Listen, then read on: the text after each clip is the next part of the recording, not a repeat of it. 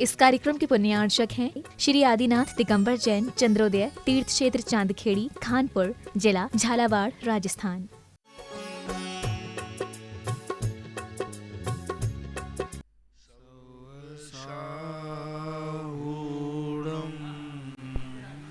पंच परमेष्टि भगवान की जय हो।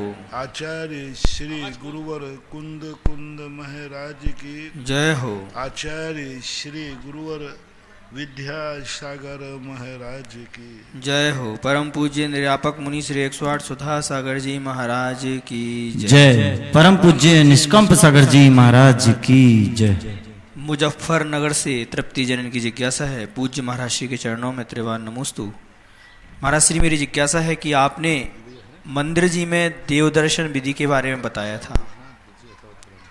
आपने मंदिर जी में देवदर्शन विधि के बारे में बताया था, तो महाराज जी क्या इसी प्रकार शास्त्र और गुरु दर्शन की भी कोई विधि होती है क्या? यदि हाँ तो आप इसके बारे में बता दीजिए। और महाराज जी, मेरी दूसरी जिज्ञासा इसी संबंधित है, क्या मुनि महाराज का जब आहार होता है उसमें चौका शब्द का उपयोग किया जाता है, तो चौका शब्द का क्या अर्थ होता है? कृपया इसके बारे में बताने की कृपा करें। पहला जो है, भगवान के दर्शन की विधि तो शास्त्रों में है, लेकिन गृहस्थों के लिए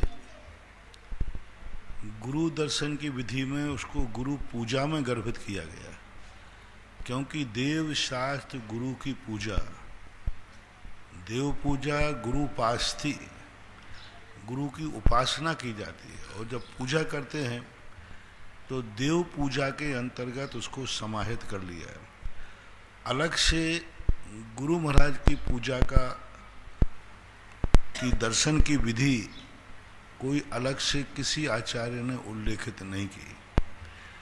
मात्र प्रथमान युग के ग्रंथों में चक्रवर्ती आदि जो भगवान के दर्शन करने, गुरु के दर्शन करने गए, तो उस विधि में इतने लिखा है कि गुरु महाराज को देखकर 3 प्रदक्षिण दे सिर नायो, कर पूजा थुति कीनी, साधु समीप निकट कर बैठो, चरणों में दिठी कीनी। ऐसा प्रथमान युग में, ये तो हिंदी की पंक्तियां हैं, बज्रनाभि आदिनाथ के पूर्व भाव में वो चक्रवर्ती थे, तो उन्होंने भगवान के मुनिराज का दर्शन कैसे किया? तो मुनिराज के प्रथमान युग ग्रंथों के कथन में यही है कि देख करके यथायोग सुविधा अनुसार उनकी 3 प्रदक्षिणा देना और उनकी स्तुति करना। स्तुति का अर्थ होता है पूजा। अब पूजा के अनेक रूप होते हैं, बड़ी पूजा होती है, छोटा अर्घ चढ़ा के होते हैं, तो अर्घ चढ़ा करके भी पूजा की जा सकती है। अब अर्घ में आप लोग कोई बादाम चढ़ा देता है, कोई चावल चढ़ा देता है, ये वर्तमान की, तो वो चढ़ा करके पूजा वंदना करना चाहिए और स्तुति करना चाहिए। स्तुति का अर्थ होता है उनका गुणानुवाद। अब गुणानुवाद में कुछ ऐसे गुणानुवाद होते हैं जो सामान्य रूप से होते, सभी मुनियों पर लागू होते हैं। पहले के विद्वानों ने लिखा है बहुत सारी पूजाएं, गुरु पूजाएं लिखी, जो सामान्य रूप से कोई गुरु आ जाए सबके ऊपर लागू होते हैं। तो ये 3 विधि हैं। 3 बार उठ करके नमस्कार करना, बैठना, जैसे भगवान के लिए त्रिनमस्कार कहा है कि 3 बार नमोस्तु करना, कायेश्वर करना, ऐसा कोई मुनिराजों को नहीं मिला, और ना ही कोई मुनिराज की किसी प्रथमान युग में घंटा, ऐसा मानना चाहिए। अब मूल तो मुनिराजों का सबसे बड़ा मिलता है नवदा भक्ति का, तो नवदा भक्ति का वहाँ पर उल्लेख मिलता है, तो आप वहाँ नवदा भक्ति करते ही हैं। तो श्रावकों को नवदा भक्ति और प्रथमान युग के अनुसार सामान अर्घ पूजा आदि करना चाहिए। और देखो सबसे बड़ा चीज़ है, पूज्यवर पद्मनंदी पंचविंशतिकार ने देव के लिए पूजा शब्द का प्रयोग किया और गुरु के लिए उपासना शब्द। देव पूजा, गुरु उपासना, इनमें दोनों में एक अंतर है। भगवान की जो पूजा की जाती है वो 8 अंगात्मक होती है, 5 अंग उसके मुख्य होते हैं, लेकिन गुरु की पूजा में ऐसा नहीं, इनकी उपासना। उपासना का अर्थ होता है इनके आदेश को मानना, इनके उपदेश को मानना, ये जो तुम्हारे लिए आदेश दें उसको जीवन में उतारना, और उसके लिए एक सामान्य भक्ति कही है। बस इतने ही 2 प्रकार की भक्तियों के अनुसार आप चलना। वर्तमान में भी यही परंपरा है कि महाराजों के दर्शन करते हैं, अर्घ आदि लाते हैं, जो भी होता है चावल चढ़ा देते हैं, नमोस्तु कर लेते हैं, बस इतना ही परंपरा है और यही उचित है। इससे ज़्यादा यदि इनकी विधि स्थापित की जाए तो व्यवस्था बिगड़ जाएगी। बड़े बड़े संघ रहते हैं, अब किसी महाराज को यदि तुम पूरी पूजा और प्रदक्षिणा लगाओ तो क्या हाल हो जाएंगे पूरे संघ।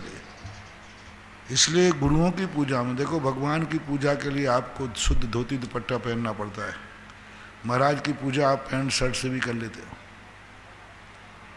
महाराज के लिए छूने के लिए आप शुद्ध वस्त्र नहीं पहनते, भगवान को छूने के लिए शुद्ध पहनते। इनमें तो आप महाराज मिल गए तो इन्हीं वस्त्रों में आप छू लेते, महाराज का स्पर्श बन जाता है। इसलिए महाराजों की एक मर्यादित ही रहे और विधि पूर्वक जो विधि कही गई वह विधि की व्यवस्था इसलिए जैनाचार्यों ने नहीं बनाई। 500 मुनिराज हैं, 24,000 मुनिराज थे। यदि सबकी विधि यदि वंदना ऐसी कर दी जाए विधि पूर्वक तो फिर स्थिति क्या बिगड़ेगी, क्या बनेगी। तो बहुत सारी चीज़ें हैं, इसलिए जो संक्षेप में चल रहा है, सबसे बड़ी पूजा तो नवदा भक्ति की है। नवदा भक्ति ही मुख्य रूप से पूजा है, उसी पूजा को ही मानना चाहिए। बाकी जो दर्शन विधि प्रचलन में है वही उचित है। टुकराई राजस्थान से सलोनी जैन की जिज्ञासा। चौका शब्द का जो प्रयोग है ये कोई आगम का प्रयोग नहीं है। ये चौका शब्द कब से चला, कहाँ से चला, ये विचार नहीं है। चौका शब्द का अर्थ होता है चौक पूर करके जिनके लिए भोजन बनाया जाता है। 2 अर्थ इसके कुछ लोग करते हैं। चौक पूर करके यानी मांगलिक करके उनको लिए भोजन जो बनाया जाता है उसको चौका बोलते हैं। जैसे मुनिराज को आप पड़गाते हैं ना, तो बाहर चौक वगैरह पूजने की परंपरा होती है, कुछ लग लेते रंगोली आदि। तो चौक पूर्वक जिनको बुलाया जाता है उनका भोजन जहाँ बनता है उसको चौका कहते हैं। चौका का अर्थ होता है मर्यादा, दूसरा अर्थ है मर्यादा, सीमित कर दिया, बस इतने अंदर के अंदर शुद्धि रहेगी। चौक पूर दिया ना, घेर लिया चारों तरफ। तो इस प्रकार के हैं। बाकी कोई सैद्धांतिक आगमिक शब्द नहीं है, रूढ़ अर्थ है जो वर्तमान में चल रहा है। टुकराई राजस्थान से सलोनी जैन की जिज्ञासा है। पूज्य महाराज श्री के चरणों में नमोस्तु। महाराज श्री, आपने प्रवचन में कहा कि धर्मात्मा लोगों पर कुदृष्टि डालने वाले अंधे हो जाते हैं, पर अगर धर्मात्मा लोग मिथ्या दृष्टि हों तो उनके बारे में कुछ कहना क्या उतना ही गलत होगा जितना कि सम्यक दृष्टि धर्मात्मा के बारे में कुछ कहना? और धर्मात्मा मिथ्या दृष्टि को कितना पाप लगता है, कृपया समाधान करने के लिए। देखो, मिथ्या दृष्टि यदि है ही हमारी दृष्टि में तो फिर उसकी आलोचना तो करना ही नहीं, बुरी दृष्टि तो डालना ही नहीं। हमारे यहाँ एक बहुत अच्छा शब्द आया, ठीक है वो विपरीत है, मिथ्या दृष्टि है, गलत है। तो हमारे यहाँ एक आया दोषवादे चमोन्य। एक और पूज्यवर सुखचंद्र महाराज ने ज्ञानानंद में कहा, जब धर्म की बात आवे तो अपृष्टय अभी वक्तव्यम सुसिद्धांतार्थ विप्लवे। जब सिद्धांत का विप्लव हो रहा हो, क्रिया का लोप हो रहा हो, बिना पूछे बोलना चाहिए। लेकिन जब किसी के दोषों की बोलने की बात आवे कि इसमें ये दोष है, इसमें ये दोष है, इसमें ये है, ये गलत है, तो उनके लिए तो पूज्यपाद स्वामी ने भक्ति में स्पष्ट कहा, दोषवादे चमोन्यम। बोलने की अपेक्षा तुम अपना समर्थन वापस ले लो, बस तुम वहाँ से हट जाओ, तुम खुद अपने आप में मौन ले लो। मन से मौन, वचन से मौन, काय से मौन, द्रव्य से मौन, क्षेत्र से मौन, काल से मौन, भावों से मौन, सब तरफ से मौन ले लो। भाई अब इस संबंध में कुछ नहीं बोलेंगे, और बोलने का अर्थ मौनम स्वीकृति लक्षणम नहीं, ये माध्यस्थता कहलाती है।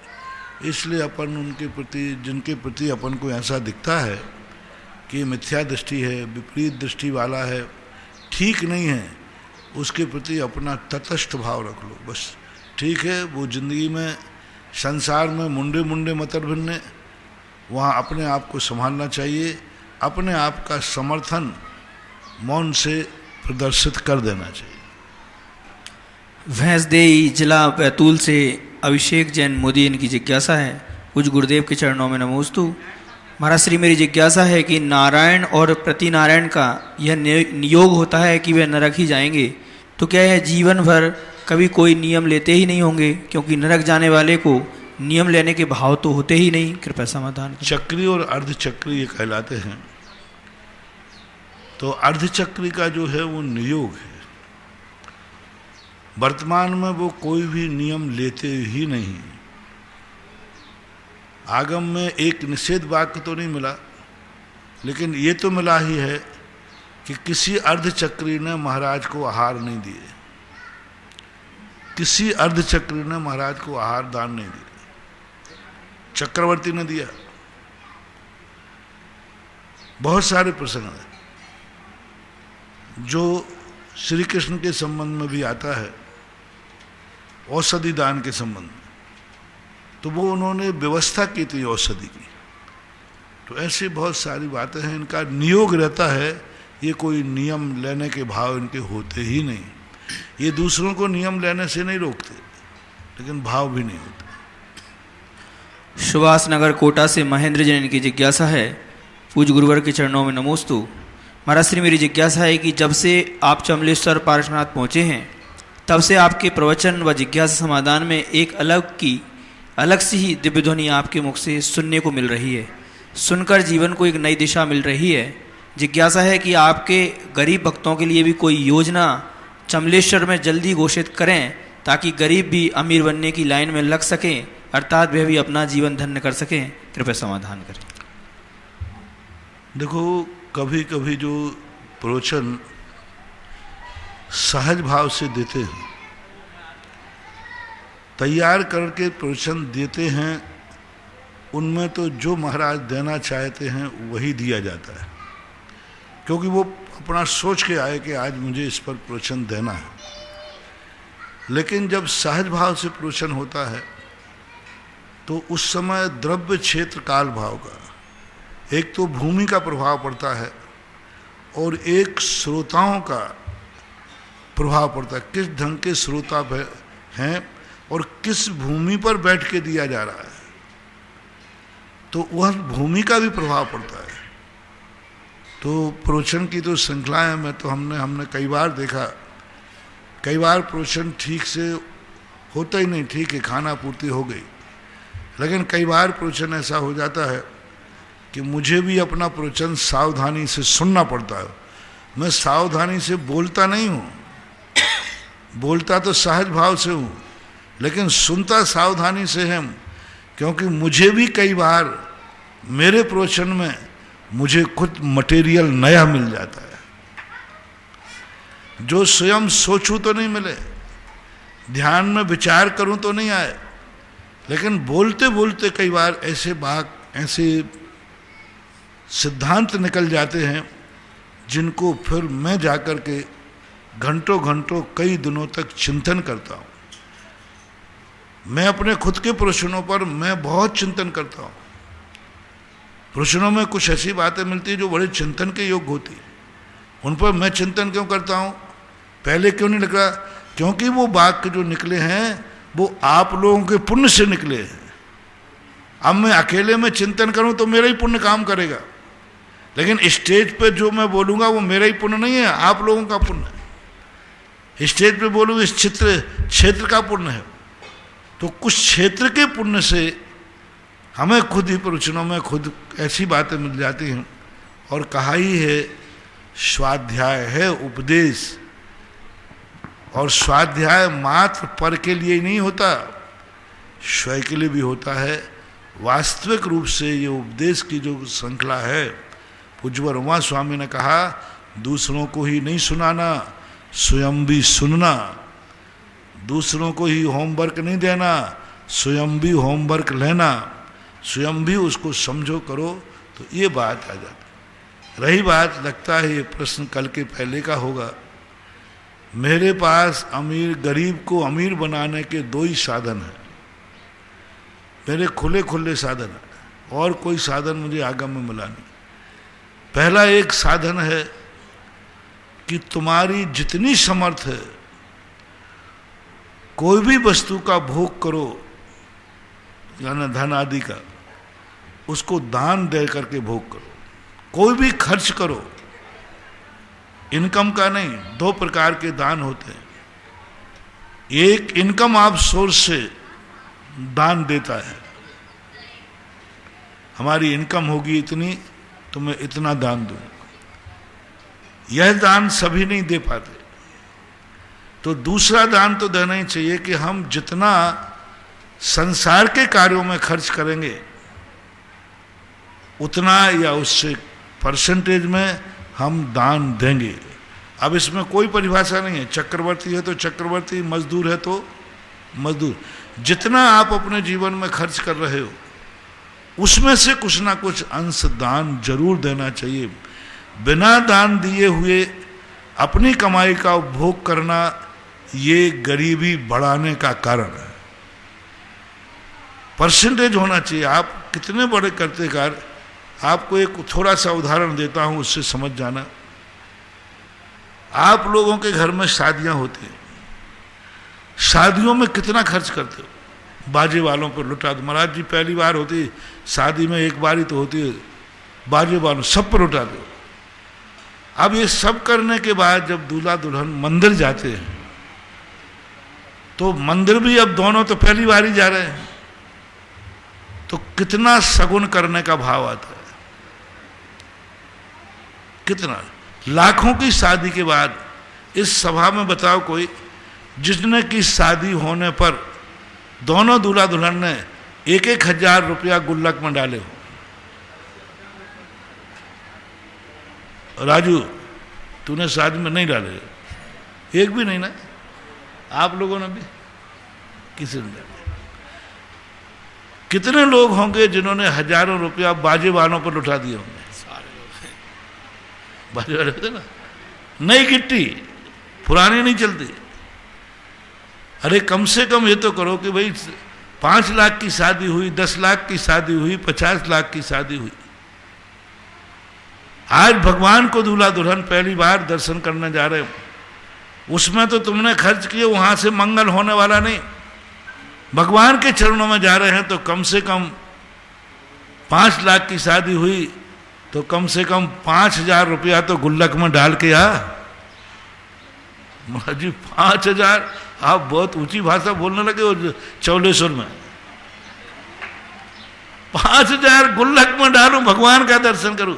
अरे मैंने कौन से ज्यादा कह दिए? 5 लाख पे 5,000 का 1% हुआ? इतना तो। अरे चलो और कुछ मत डालो, जितने के शादी में बाजे वाले के पैसे दिए हैं उतने ही दे दो। कम से कम भगवान की कीमत बाजे वाले से कम तो मत कर भैया, इतनी कीमत। अब बोलो एक शादी में बाजा वाला कितना ले जाता है? 20,000 कम से कम 20,000 25,000 इतने पैसे ले जाते सामान जो, और फिर वो निशान वो अलग फेंकते हो जो तुम, जो हजारों रुपया। उतने तो भगवान के दर्शन कराओ महानुभाव। कि मेरे घर में सारी दुनिया ने आज प्रश्न आया है तो सारी दुनिया वाले सुनो, जब भी तुम्हारे घर में शादी हो, कम से कम जब दूल्हा दुल्हन भगवान के दर्शन करने जाए तो उतना दान तो जरूर देना जितना बाजे वाले को दिया है। बस इससे ज्यादा मैं भगवान का अपमान नहीं कराऊंगा। जितने बाजे वालों को दिया है उतना तो कहना भगवान बाजे वालों को दे दिया, इतना तो मैंने, उतना तो गुल्लक में डालेंगे। और यदि ज्यादा कर सकें तो करना चाहिए। भगवान से मंगल स्वरूप माने। उन बाजे वालों को देने से कोई सगुन होने वाला नहीं है। यहां तो सगुन होने वाला है प्रभु का दर्शन। तो ये है गरीबी से अमीर बनने का नुकसान। अपने जो भी खर्च करो उस खर्च में इतना रुपया आज मैं खर्च करूंगा, उसमें से इतना दान दूंगा, इतना हमारे जीवन में कमाई है इतना दान दूंगा।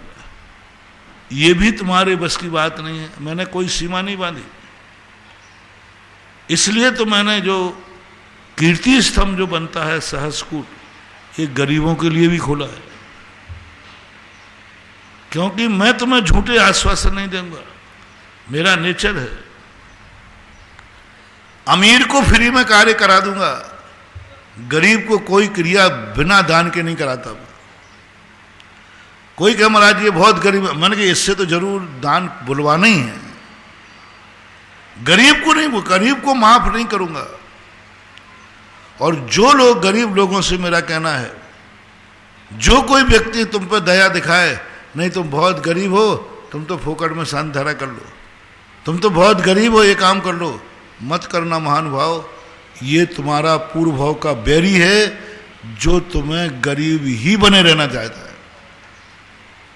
पूर्व भाव का बैरी है जो कह रहा है कि तुम गरीब हो इसलिए तुम तो कर लो, कोई बात नहीं, हम तुमसे कोई दान देने की जरूरत नहीं है। समझ लेना ये पूर्व भाव का बैरी है, तुम्हें सदा गरीब बना के रखना चाहता है। और जो ये कहे गरीब हो तो महानुभाव कुछ ना कुछ दान करो, दान करो। ये दान ही उसको अमीर बनाने का तरीका है। गरीबों को जो दान में कभी भी माफ ना करे, समझ लेना वही तुम्हारा हितैषी है और वही अमीर बनने का नुस्खा है। मैं एक संस्मरण सुनाता हूं इस संबंध में, आचार्य महाराज का सन 1980-81 का वर्णन। एक बहुत गरीब आया, बहुत गरीब आदमी, बहुत ही गरीब, खाने के भी लाले थे, पूरे परिवार कुछ भी नहीं था। हम लोग नए नए संघ में प्रवेश हुए थे, छुल्लक जी था मैं, और वहाँ महाराज के बाबू हम लोगों के पास ही आया। हम सब इकट्ठे एक ही मंदिर में बैठते थे। महाराज जी आचार्य श्री से मुझे आशीर्वाद दिलाओ, हम सब परिवार वालों की हालत बिल्कुल खराब है, मरना निश्चित है, कुछ भी नहीं हमारे पास, कुछ भी नहीं,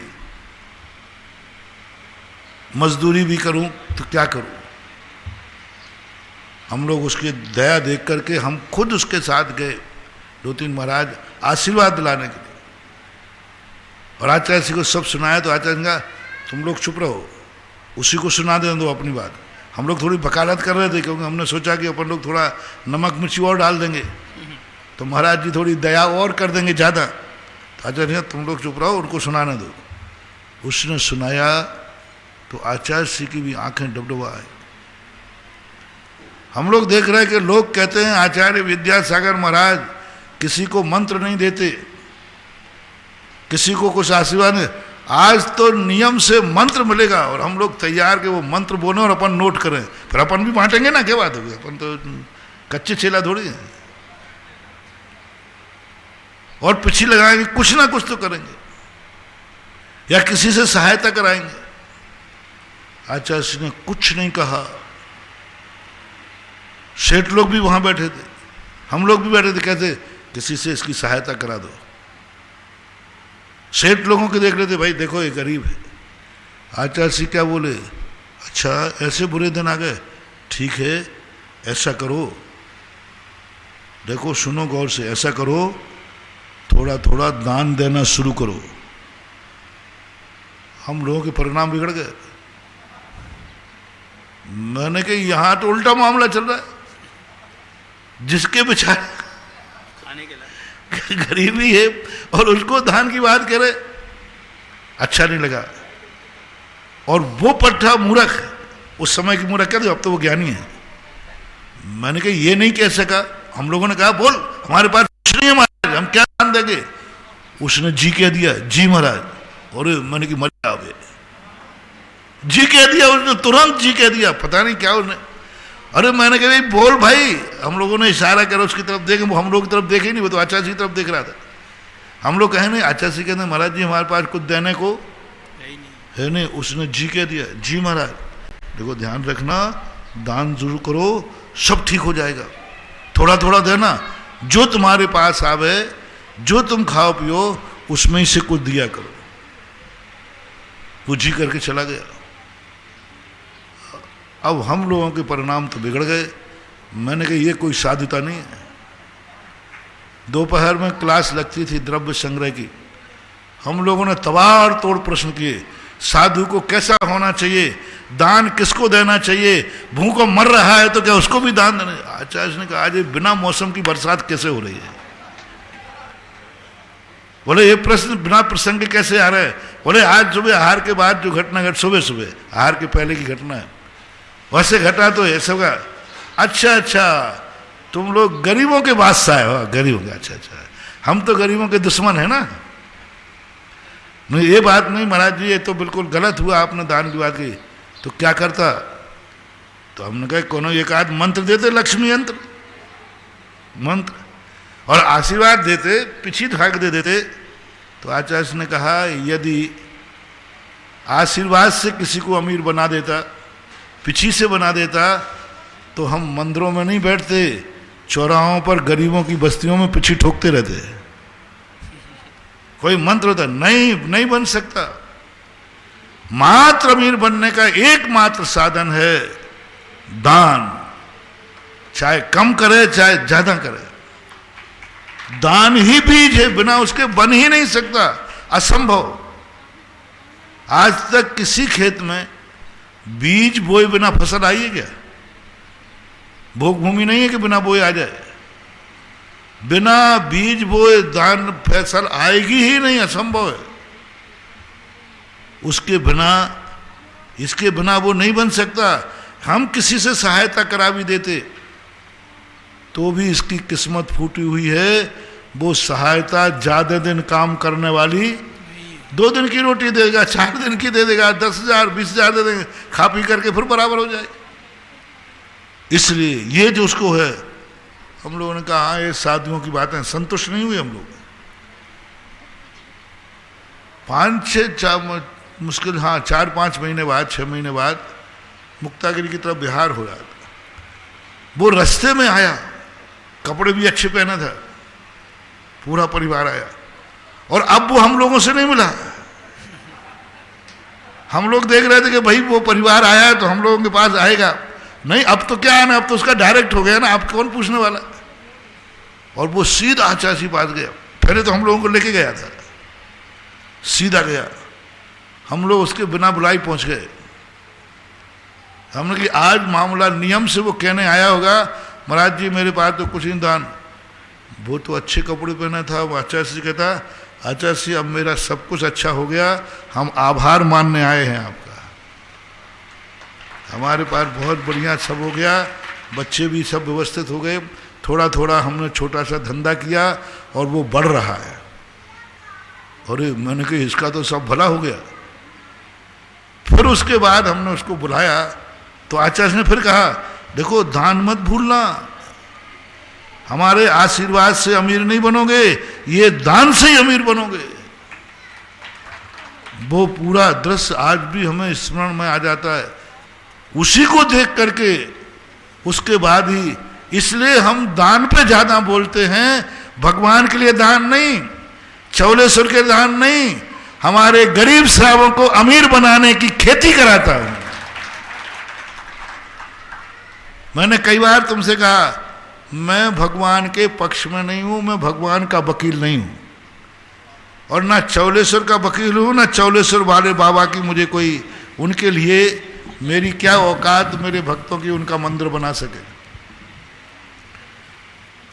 क्या औकात, क्या दान दे, क्या मूर्ति उनकी बैठाल पाएंगे। अपन तो भक्तों के हित में रहते हैं कि भक्त इस इच्छे अच्छे खेत में अपना बीज बो देवे जिससे ये फसल उनके भंडारे में पहुंच जाए। तो जितना भी दान जैनाचार्यों ने कहा है उसका मात्र मुख्य उद्देश्य है गरीबी से अमीरी, समृद्धि बनी रहे। आहार दान, भक्त कभी भूखा ना मरे।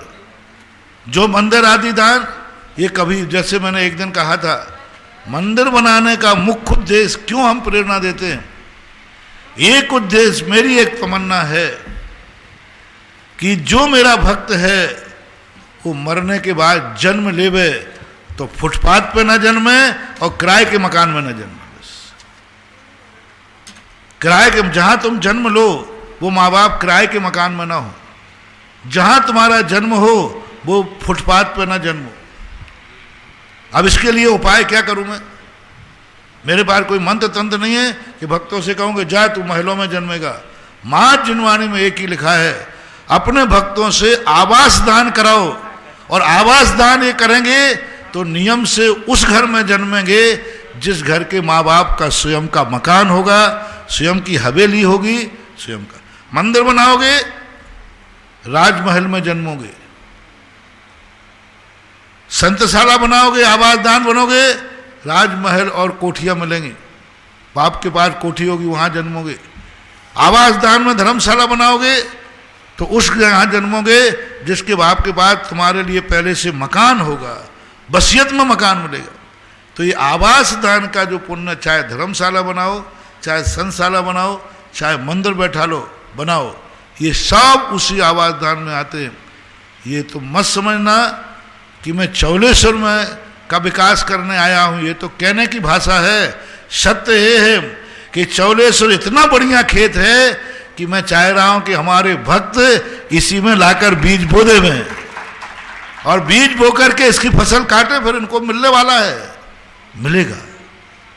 अच्छा खेत जहां देखता हूं बस वहीं मैं दान की घोषणा कर देता हूं, क्योंकि मैं अपने भक्तों का बीज किसी खोटे खेत में बोने की भाव नहीं है। अच्छा खेत कौन सा है मैं यही देखता रहता हूं। अच्छा खेत मिला नहीं और मैंने शंखनाद किया नहीं, लूट लो, कर लो, बोलो, ये सबसे बड़ी चीज है आवास दान। इसलिए मैं 3 स्कीमें मैं निकालता हूं। बड़ी स्कीम, एक क्वालिटी वाले जो अमीर हैं वो भी ये ना सोचे अमीर हैं कल भी अमीर बने रहें। बताते हैं आय न की जाए और खर्च की जाए तो कुबेर का खजाना भी खाली हो जाता है। कितने तुम पुण्य कमा के आए हो, और यदि दान नहीं दोगे तो वो पुण्य भी एक दिन गरीबी में बदल जाएगा। इसलिए हर अमीर से कहना है कि आज तुम्हारे पास अमीरी है, इस अमीरी को कायम रखना है तो अपना कुछ ना कुछ दान का अंश प्रति वर्ष जैसे कमाते हो, प्रति माह जैसे कमाते हो, ऐसा प्रतिवर्ष कुछ ना कुछ दान देने का भाव करना चाहिए। और गरीब जो हैं उनको अमीर बनने के लिए मात्र एक साधन है, छोटा थोड़ा दान करो। इसलिए कल गरीब लोगों को अमीर बनने के लिए सहस्त्रकूट की जो योजना बनाई, इसलिए बनाई कि हमारा जैनी कोई ना कोई एक छोटी सी मूर्ति सही विराजमान करके ही जावे। और घर में 10 लोग हैं, 10 लोग अपनी अपनी विराजमान करो, कोई बड़ी राशि नहीं है, कोई बड़ी राशि नहीं है। सब लोग अपने 5, 7 साल 8 साल के अंदर इतनी राशि इकट्ठी कर ही लेंगे। पढ़ने वाले विद्यार्थी का कर लेंगे, हम जिस दिन से कमाऊंगा उसी दिन से सबसे पहले चौलेश्वर की सहस्त्रकूट मूर्ति की किस्त दूंगा। करो थोड़ा, ये मात्र तुम्हारे लिए। महिलाएं पुरुष, महिलाएं मात्र परिवार के दान में हाथ ही मत लगाएं। हाँ, उन्होंने तो बोल दिया, कुछ अपनी हिम्मत भी करें कि नहीं आप लोगों ने, परिवार ने बड़ा दान बोला है, लेकिन हम महिलाएं अपने खर्चे में से कम करके 8 साल के अंदर सहस्त्रकूट की एक मूर्ति तो हम बैठा लेंगे। क्या बात हो गई, थोड़ा थोड़ा भी बचाएंगे तो इतनी राशि बचा सकते हैं। मध्यम क्वालिटी के लिए कितनी बड़ी योजना नंदीश्वर की दी। कोई नंदीश्वर साधारण नहीं बनना है, ऐसा नंदीश्वर बनेगा जो जिनालय अलग अलग होंगे। एक ही मंदिर, अभी तक जितने नंदीश्वर बने हैं सब एक ऐसा मंडप बन जाता है जैसा उसी के अंदर बाउंड, ये नहीं होगा, मंडप तो होगा ही नहीं। जैसे 24 के मंदिर बनते हैं उसी क्वालिटी में अलग अलग मंदिर बनेंगे। अभी बिजौलिया में इसका सैंपल चालू कर दिया था, तो बिजौलिया में स्थान छोटा करने से मन मार करके मंदिर छोटे करना पड़े, स्थान ही छोटा था। लेकिन यहाँ तो चौलेश्वर में तो खुला मैदान है, खुला मैदान है। यहाँ हमारे सब हाथ पैर सब फैल रहे हैं। तो ऐसी स्थिति में मध्यम क्वालिटी वाले जो हैं नंदीश्वर के 52 जिनालय बनाए। एक एक जिनालय का कितना बड़ा मूल्य है। अकृत्रिम चैत्यालय में 3 लोग का कोई तीर्थ क्षेत्र है, 3 लोग का, अपने तीर्थ क्षेत्र तो ये है, 3 लोग का कोई क्षेत्र है देवताओं का, तो मात्र नंदीश्वर द्वीप है।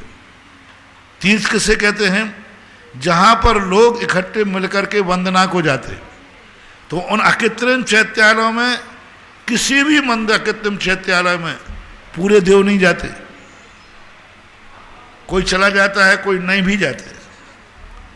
कितने मिथ्या दृष्टि देव होते हैं जो सभी अकृत्रिम चैत्यालयों की वंदना नहीं करते, क्योंकि 8,56,00,000 हैं ऊर्ध्व लोग, मध्य लोग, अधोलोक के, सभी वंदना नहीं करते, विक्रिया से भी नहीं जाते और एक साथ नहीं जाते।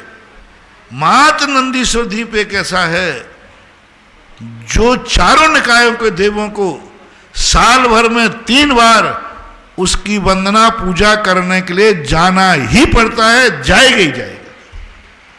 कोई चैत्यालय ऐसे नहीं है जिसमें सभी लोग, वहां तो जाना ही चारों निकाय के नियम से जाएगा, वो इष्ट है, कुल है, और वहां जाकर के 3 बार साल में जाते हैं, सब देव, पूरे टोटल देव जाते हैं और वो सामूहिक पूजन करते हैं। किसी भी मंदिर में इतने चैत्यालय हैं देवताओं के, सामूहिक पूजन नहीं होती, पूरे देवता मिलकर के किसी चैत्यालय में पूजा नहीं करते। मेरू है, 13वें द्वीप में है, और भी सब चैत्यालय हैं, किसी भी मंदिर के अंदर सामूहिक पूजन नहीं होती, नियत समय पर नहीं है, लेकिन वो ऐसा वार्षिक मेला भरता है 3 बार, सामूहिक पूजन करते हैं, पूरे देवता मिलकर के 8 दिन तक पूजन करते हैं। तो नंदीश्वर द्वीप की महिमा बहुत बड़ी विचित्र है। इतने अकृत्रिम चैत्यालय में बहुतायत नंदीश्वर बना, और नंदीश्वर में 52 जनालय, पूरे अलग से मंदिर बनेगा, अलग, पूरा सब कुछ उसका अलग होगा। मूर्ति उस मंदिर में खड़े होकर के तुम अपने खुद के मंदिर में खड़े होकर पूजा पाठ कर सकोगे, अभिषेक कर सकोगे। अभी उस जैसे नहीं कि वो तो एक मड़िया में बैठाल दिया, तो ऐसा चीज है। तो ये मध्यम वर्ग के लोगों को एक बार बी से ए पे पहुंचना है तो नंदीश्वर बनाओ, और नहीं बनाना है तो बी से सी पे आ जाओ, और सी वाले नहीं बनाए तो सी से 0 पे आ जाए, क्या बात होगी? हाँ, और ध्यान नहीं है सब प्रकार। इसलिए मैंने कल पूरा का पूरा ऐसा ड्रा खोला है जिसमें कोई व्यक्ति कोई बहाना बना ही नहीं सकता। जिनको धर्म में रुचि नहीं उनको विद्यालय खोल दिया, जो ज्यादा नहीं दे सकते तो कल मैंने कहा संतशाला बनाओ, धर्मशाला बनाओ। सबसे बड़ी चीज मैंने कहा ना कि धर्मशाला का कमरा कोई कम नहीं है। चौलेश्वर पारसनाथ पर सबसे बड़ा उपकार उस व्यक्ति का होगा जो धर्मशाला और धर्मशाला के कमरे बनाएगा। क्यों? चौलेश्वर के विकास में कारण है यहां तीर्थ यात्री रुक ही नहीं सकता, व्यवस्था ही नहीं है ही नहीं। तो यदि तीर्थ यात्री रात में रुकेंगे तो तीर्थ का विकास होगा। और यहां पर तो सबसे बड़ा आपको मंदिर नहीं बना पाते, धर्मशाला बनाओ कि साहब मेरी धर्मशाला की तरफ बनाइए 1 मंजिल, ज्यादा शक्ति नहीं, 1 कमरा बनाओ, क्या बात हुई? बहुत बड़ी चीज है। कई बार अभी देख लिए यहां पर मैं रुका हूं, बस यदि चौलेश्वर में चतुर्मास हो सकता था इस बार का, मात किस लिए नहीं हो पाया? हम साधुओं को रोकने के लिए कोई संतशाला का स्थान ही नहीं था। 4 महीने निकालना कोई साधारण चीज थोड़ी है। अभी भी गुजारा कर रहा हूं, गुजारा। वो तो मैंने सोचा लॉकडाउन खत्म हो गया, कोरोना खत्म हो गया, इसलिए आ गया। यदि ये कोरोना आज की पोजीशन होती तो चौलेश्वर तो नहीं आता, लेकिन अब आ गया हूं तो फिर कोरोना से डरूंगा भी नहीं, इतना थोड़ी डर जाऊंगा। लेकिन प्रसक्त आज हम यहां लॉकडाउन करना चाहें तो नहीं कर सकते, क्योंकि साधु संतों की अनुकूलता है ही नहीं। अच्छे साधु यहां चतुर्मास नहीं कर पाए क्योंकि संतशाला नहीं। तो वो कितना बड़ा व्यक्ति है, हालांकि संतशाला बोल चुका है एक व्यक्ति, पूरी बोल चुके, बनेगी, तो कितना बड़ा पुण्य कि साधु संत यदि रुकने लगे और अच्छे साधु 1 चतुर्मास कर लेंगे, ले तीर्थ जो है जमीन से लेकर आकाश में पहुंच जाएगा। 1 चतुर्मास काफी होता है। दूसरी बात तो इसलिए सब खोल दिए मैंने, स्कूल खोल दिए जो सोशल वर्क में विश्वास करते, धर्मशाला बनाओ, संतशाला बनाओ, मंदिर बनाओ। अब तुम्हें कुछ नहीं बनाना है तो फिर तुम जानो तुम्हारा काम जाने। मैंने तो हर गरीब को अमीर बनने का मौका दिया है, इसलिए आप कल मुझे दोष नहीं दे सकते हो, आपकी गलती आप जानो। परम पूज्य आचार्य गुरुदेव श्री विद्यासागर जी महाराज के आज्ञानुवर्ती शिष्य निर्यापक श्रवण मुनि पुंगव श्री सुधासागर जी महाराज के मुखारविंद से देश विदेश में अपने घरों पर विराजित टीवी के समक्ष जिनवाणी चैनल, सुधा कला चैनल के माध्यम से जिज्ञासा भेजने वाले, सुनने वाले उन सभी दर्शक गणों की ओर से गुरुवर के चरणों में त्रिवार नमोस्तु नमोस्तु नमोस्तु। महाराज श्री, आपने बहुत अच्छी बात कही, गरीबों को अमीर बनाने का नुस्खा, लेकिन कई ऐसे व्यक्ति भी हैं जो आज भी सोच में ही डूबे पड़े हैं। पहले की योजना चली गई, दूसरी योजना आ गई, तीसरी आ गई, चौथी आ गई, फिर भी अभी सोच में ही पड़े हैं। तो ऐसे सोचने वालों का क्या होगा ये मुझे समझ में नहीं आ रहा है। कल बहुत सारे लोगों ने यहाँ पर घोषणाएं की। एक नंदीसर जिनालय में एक नाम आया था 35 कलश, और उन्होंने अपनी स्वेच्छा से 51 श्रीफल अलग से प्रदान करने की घोषणा की। ऐसे आलोक, नेमिचंद, शालिनी, अतिशय, सिद्धार्थ मोदी परिवार भोपाल नंदीसर जिनालय में, सहसकूट जिनालय में भी बहुत सारे लोगों ने अपनी भावनाओं को प्रेषित किया, जिसमें श्रीमती विद्या देवी, सुनील जैस,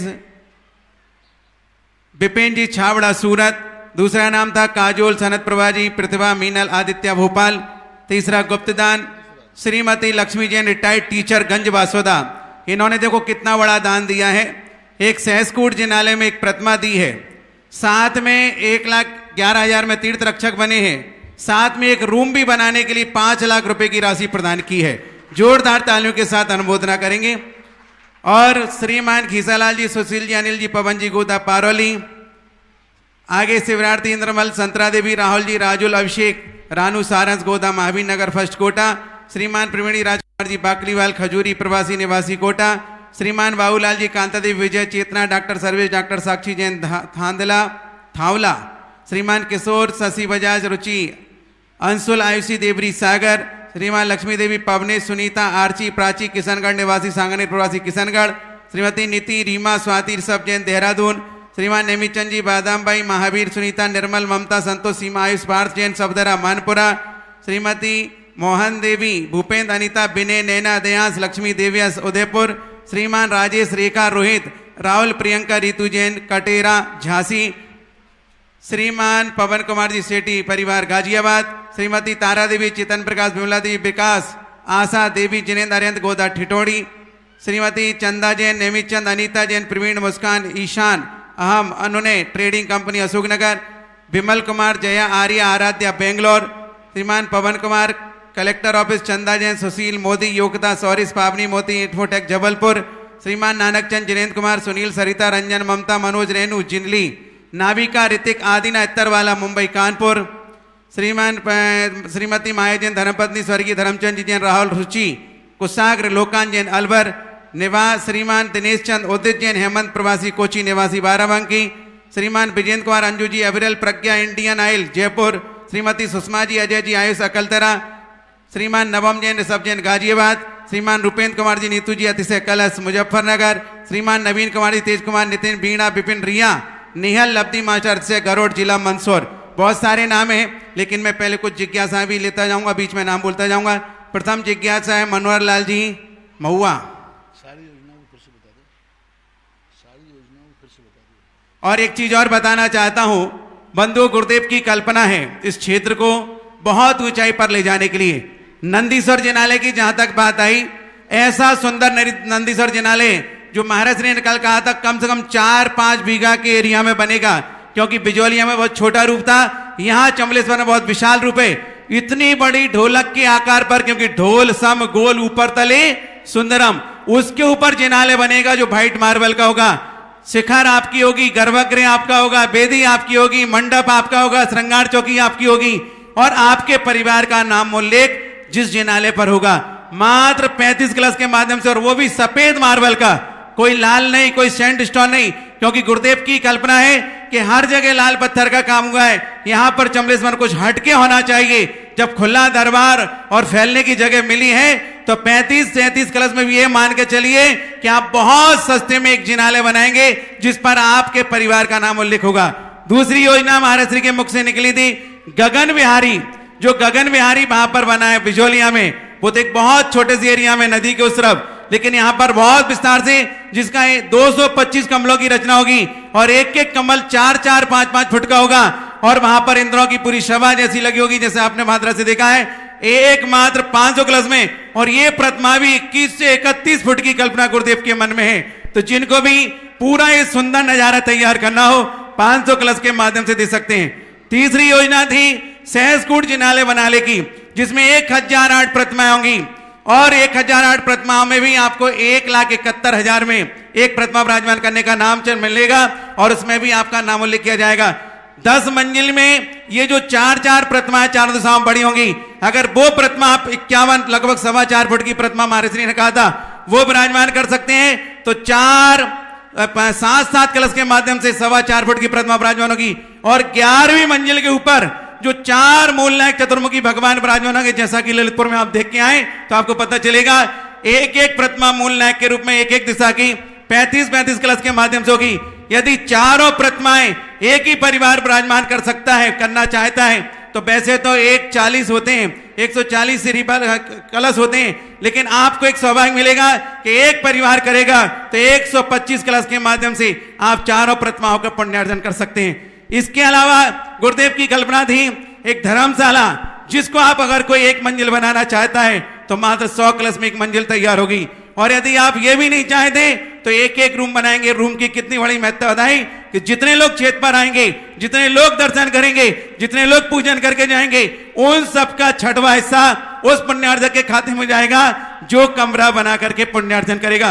ये सारी योजनाएं स्कूल की भी घोषणा गुरुदेव के मुख से हुई। आप स्कूल में कमरा बनाना चाहें वो भी कर सकते हैं, तो जिस रूप में आप देना चाहते हैं आप दें और अपना नाम यहाँ बोल करके स्वीकृति प्रदान करेंगे तो आपके नाम की घोषणा यहाँ से कर दी जाएगी। जिज्ञासा महुआ निवासी। परम पूज्य मुनि पुंगव 108 श्री सुधासागर जी महाराज को त्रैबार नमोस्तु नमोस्तु नमोस्तु। महाराज जी एक कसाई जो बहुत पाप करता है और ये आराम से जीता है, कहने में आता है कि उसने पूर्व में बहुत पुण्य किया होगा इसलिए इसको ये आराम मिल रहा है। मगर प्रश्न ये उठता है कि उसको यदि इतना पुण्य भी किया है तो फिर उसको नीच कुल क्यों मिला? पुण्य 2 प्रकार का होता है।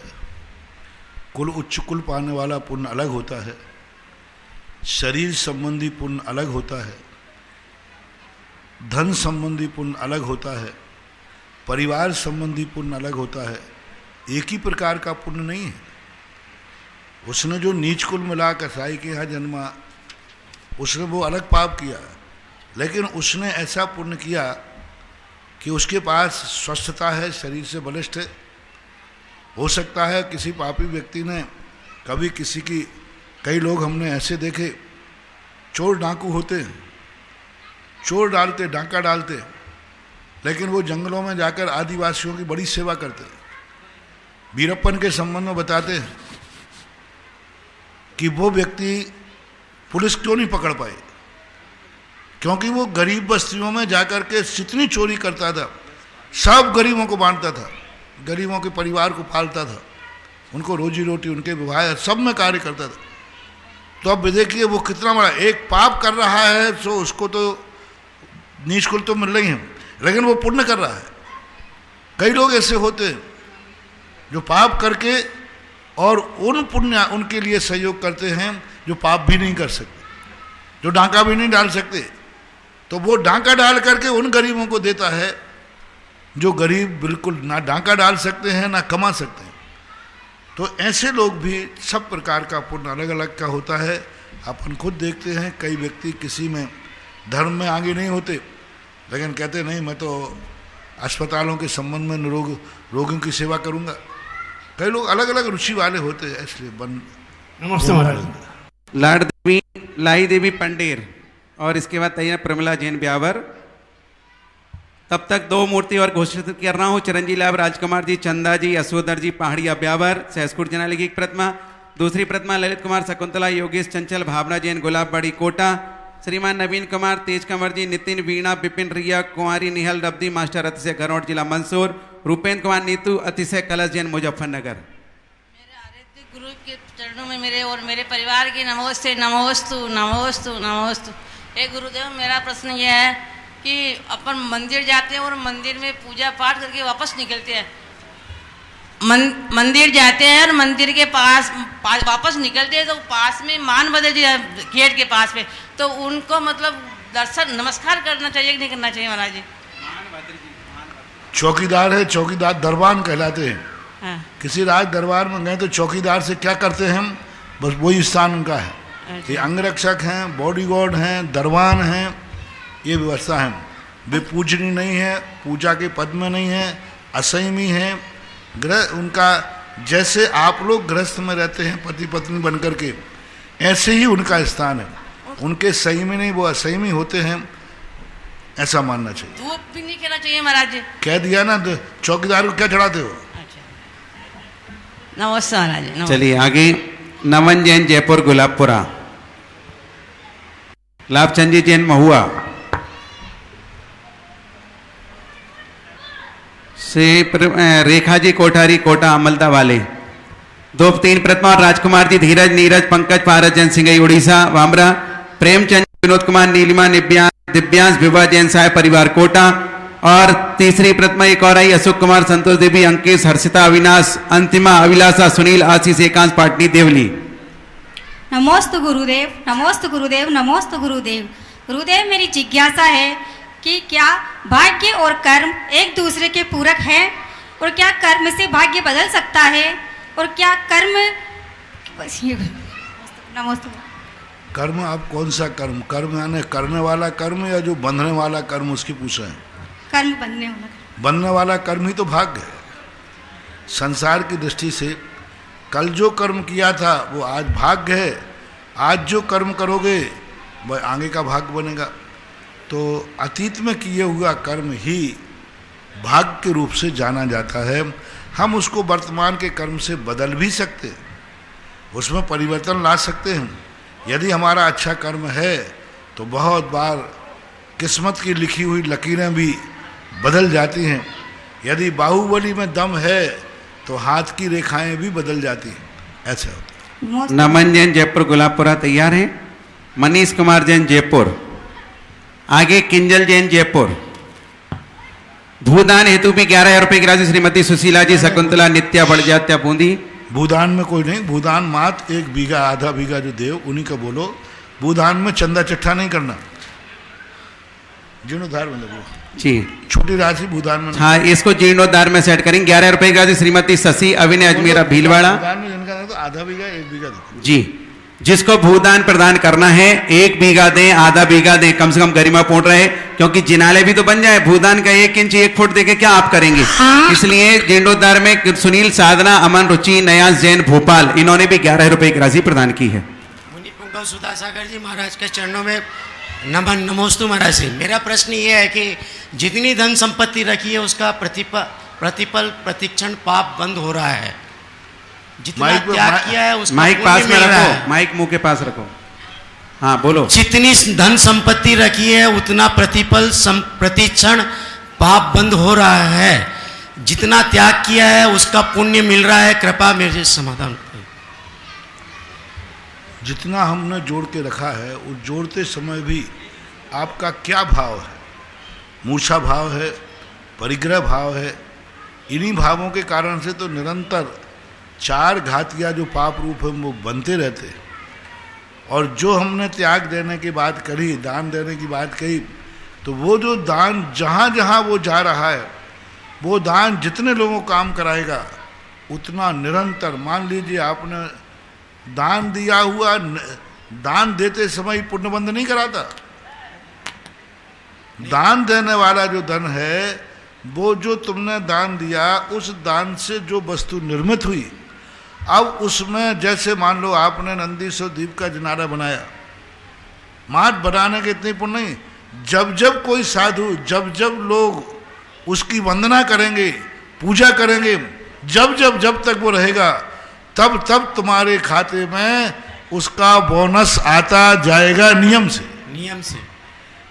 निरंतर। चाहे तुम कहीं भी हो, चाहे स्वर्ग में हो चाहे कहीं हो, वो बोनस तो आपका फिक्स हो गया। एक साथ ही मिल सकता है जिस समय आप बनाते हो। तो अब ये देखिए, आपने एक मंदिर बना दिया लेकिन निरंतर पुण्य का खाता खोल दिया। वो आए आपकी, ये जो LIC वाले होते ना, ये तो सब तुम्हें बहुत बुद्धू बनाते। 5% ही रिटर्न करते, 5%, 95% तो कभी रिटर्न होता ही नहीं है। वो तो सब सरकार है। आज दुनिया में सारे भारत में सबसे बड़ी धनाढ्य संस्था है तो LIC। सरकार उसकी ऋणी, सरकार उससे ऋण लेती है, क्योंकि आई है 5% रिटर्न करना, और उसमें भी थोड़ा बहुत कागज बिगड़ गया तो किसी ने लाइफ इंश्योरेंस कराया, बोले कैसे मरा था, बोले ये मरा था, इस बार वो कहीं ना कहीं गुड़ा भाग करके कैंसिल कर देते। लेकिन हमारी जो LIC है दान की, ये दान की इबारत जब तक बनी रहेगी और जितने जितने लोग उससे लाभ लेंगे, वो सब कमीशन बोनस उसके खाते निरंतर मिलता रहता है।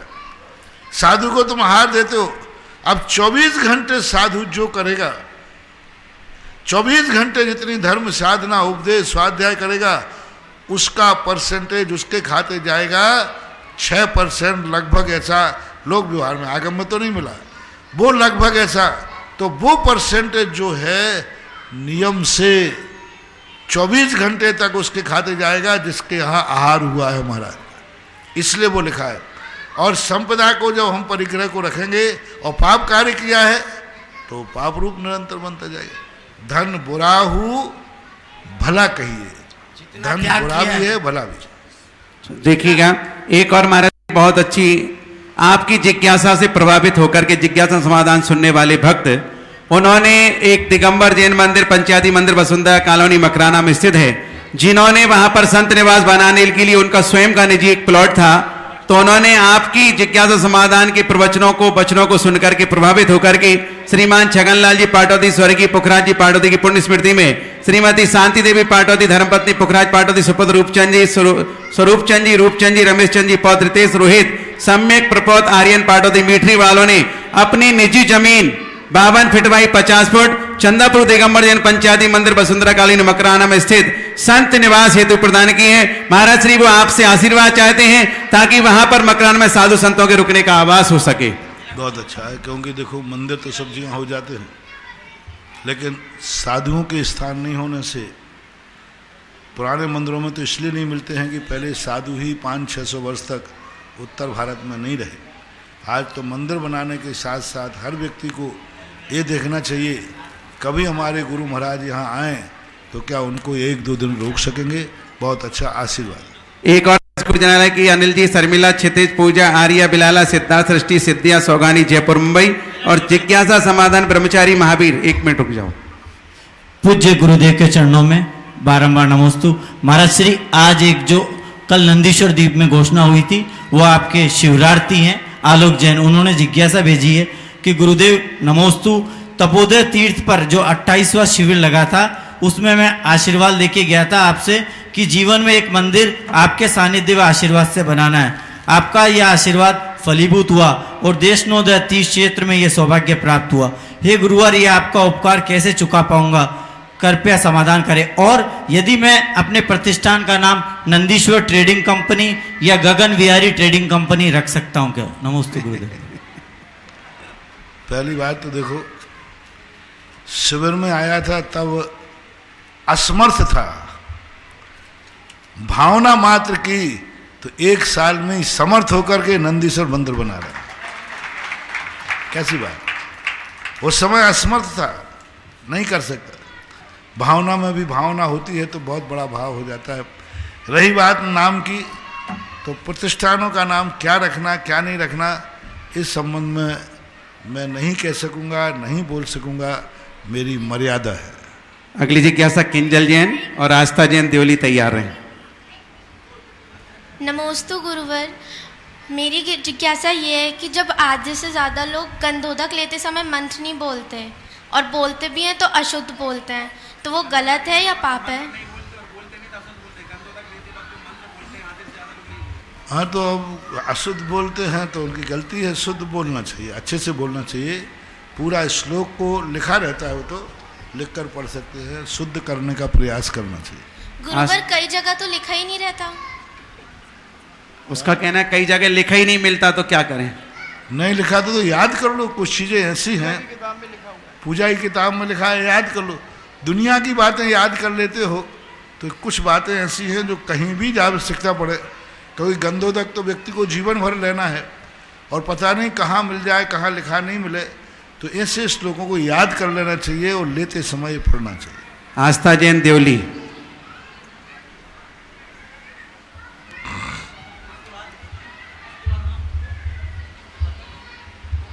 नमोस्तु गुरुदेव, नमोस्तु महाराज। सिर्फ बुद्धि का विकास कैसे होता, परीक्षा में हमारे अच्छे नंबर आए, इसके लिए हमें क्या करना चाहिए? अच्छी तरह पढ़ाई करो, बहुत मेहनत करो, लगन से पढ़ो। जो कोर्स हमें लिखा गया है वो हमारे लिए लिखा गया है, और हमारे लिए जो लिखा है उसको हमें पूरा पढ़ना है, यही आशीर्वाद। ऋषभ जैन अशोकनगर। तेजमल जी नौगांवा।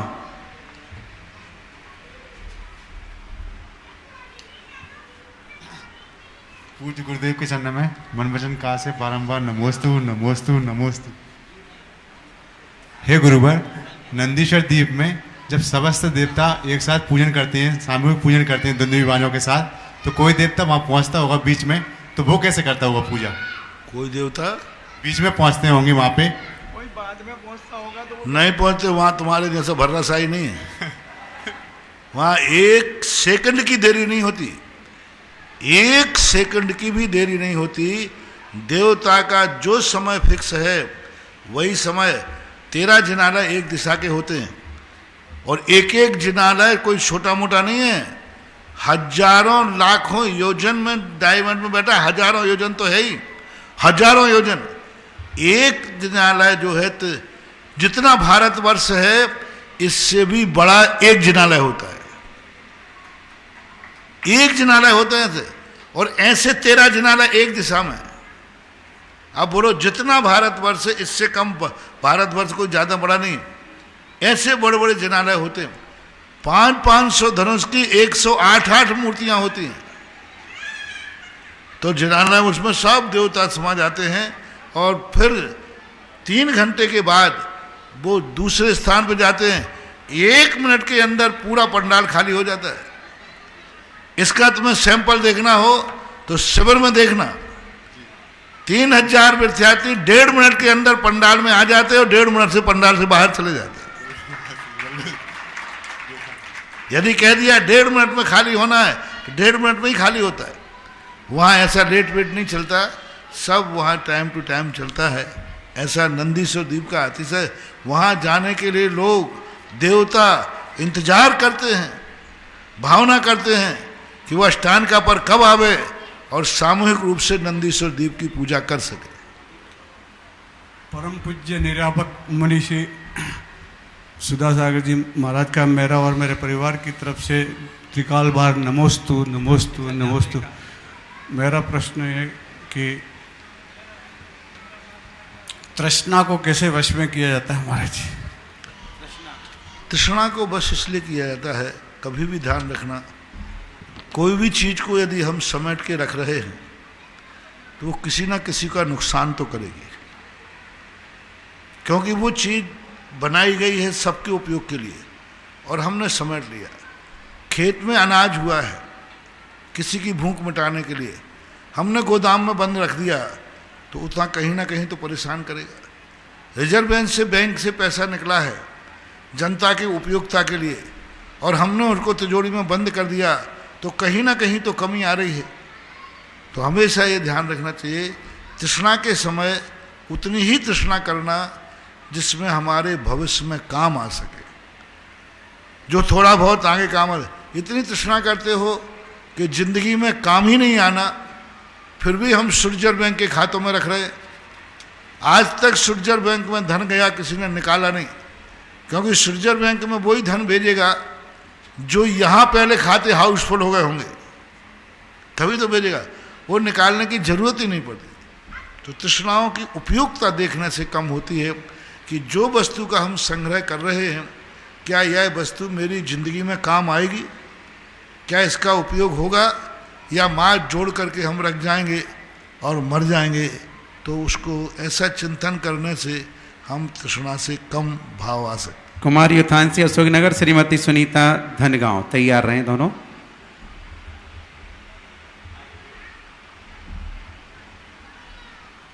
मुनि पुंगव श्री शुद्ध सागर महाराज जी के चरणों में मेरा बारंबार नमोस्तु।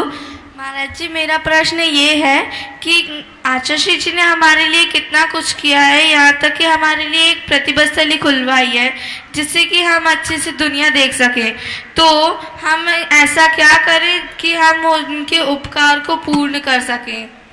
अच्छी तरह से उनको जो भावना है उनमें बच्चियां जाके पढ़ें और प्रतिभा स्थली में जो पढ़ कर के दूसरों को बताएं कि इससे कितने लाभ हैं। गुरुओं का उपकार, गुरुओं की भावना पूरी करके ही चुकाया जा सकता है, यही शास्त्रीय उपदेश है। सुनीता जी। नमोस्तु गुरुवर, नमोस्तु गुरुवर, नमोस्तु गुरुवर। मेरी यह जिज्ञासा है कि सिद्ध चक्र विधान में मैना सुंदरी के पात्र बनाते हैं, ये क्या यह उचित है? क्योंकि वास्तविकता में तो श्रीपाल कोडी थे। जिज्ञासा कीजिए। नमोस्तु गुरुवर। अब बनाने की व्यवस्था है, शास्त्रों में तो ऐसा कुछ लिखा नहीं है, लेकिन कोड़ी थे वो, लेकिन बाद में जाकर उसी से ठीक हुए। अब बना लेते हैं। अब मैं इस पर ज़्यादा आलोचना नहीं करना चाहता हूँ। यदि अपन उनको ये मानते कोड़ी हैं तो कोड़ी पूजा करने का अधिकारी तो नहीं है, लेकिन अपन मान लेते हैं कि चलो ये अच्छे हो गए हैं। अच्छे होने के बाद भी मैंने सुंदरी ने विधान जरूर किया होगा, उसको अपन मान लेते हैं, और क्या करें। ये औपचारिकता है, विधान में थोड़ा सा अच्छा लग जाए, उनके प्रति बहुमान जाग जाए। ये स्थापना निक्षेप के भगवानों में हुबहू चित्रण नहीं किया जाता, उसको एक सिंबॉलिक रूप मान करके किया जाता है। ऐसा इस प्रकार से जिज्ञासा समाधान संपन्न हुआ। इस कार्यक्रम के पुण्यार्चक थे श्री आदिनाथ दिगंबर जैन, चंद्रोदय, तीर्थ क्षेत्र चांदखेड़ी, खानपुर, जिला झालावाड़, राजस्थान।